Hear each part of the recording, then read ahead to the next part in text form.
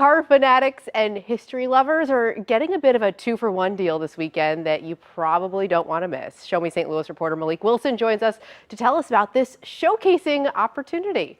I love cars and I love a little bit of history, so I have to vouch that this weekend is the perfect thing for you. Dana, this weekend a car club of 6 years is showing off their glamorous cars that I myself can't afford just yet, but they're showcasing these prized possessions to shine a light on a nonprofit museum that is over 75 years old. Take a look. Power and speed. What do you get when you mix the two? An exotic car. Lamborghinis, we got McLarens, obviously Ferraris. They may be few and very far between to see out on the roads, but that's where Adnan Siddiqui's Need for Speed Car Club comes into play. So I'm the founder of the club, started this out back approximately 6 years ago. Started out with just a few friends who enjoy cars. Started going out on drives and just kind of grew up from there, from being 8-10 guys to now we have over close to 300 people. Each member of the club having their own exotic, flashy, standout car. We do have a whole requirement for it, and the requirement is actually it has to be an exotic car. So it's not really the price of the car so much, but it's got to be something that you don't see on the street. And some of these cars, I have to say, I have never seen out on the street.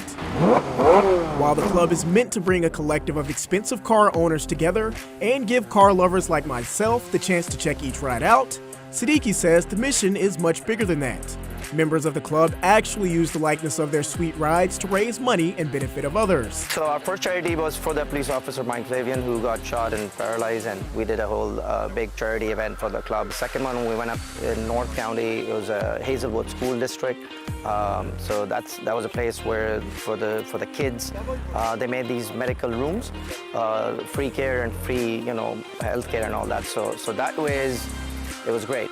A project they're working on now is bringing awareness to a museum that has been around for over 75 years. The National Museum of Transportation here in St. Louis started in 1944, and ever since then it's been growing. The museum features a ton of historical items. There's the Auto Museum, which has multiple cars that you can explore. There's multiple rows of trains, and you can see everything from steam engines to diesel trains, cabooses. The museum, is always expanding. When I worked here, this lot down here was just a grass field, and this building didn't exist.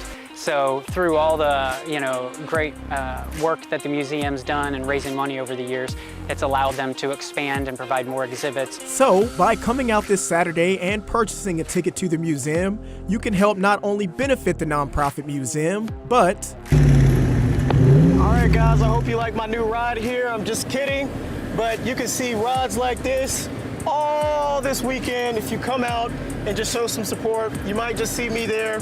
Not in one of these things because I can't afford one, but maybe one day. But come out, support. It's a great cause, and probably not doing anything else this weekend, so show some support. Okay, so how cool was that? The event will be this Saturday at the National Museum of Transportation. You must purchase a museum ticket in order to check out these sweet rides. Drive that sweet ride. Dana, I was nervous at first. It was a manual, so I haven't driven manual in about 4 or 5 years, but once I got the hang of it, it was a little great. I mean, it was great, but yeah, it was nerve-wracking, to say the least. Scared too. My insurance can't pay for that just yet, so. All right, thanks so much, Malik.